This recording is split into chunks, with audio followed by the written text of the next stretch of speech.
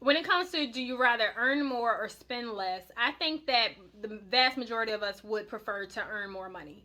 And I love the thought of earning more money because, hey, look, now I have more money that I can put into investments, more money that I can put towards my goals. So if you're someone like me, I like to chuck all my extra monies into a savings account to then go towards an investment goal or strategy. But if you're someone that's just like, I need to earn more money because I'm living paycheck to paycheck right now and I can't seem to get it under control. All I need is just a little bit more money. You can get the same pay raise just from eliminating all those unnecessary expenses.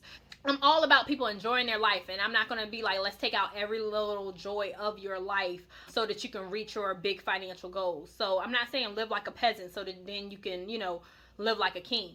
If that's your motto and that's how you want to do things, that's fine. I'm just saying live within your means or slightly below your means so that then you can get to the life that you really enjoy and love.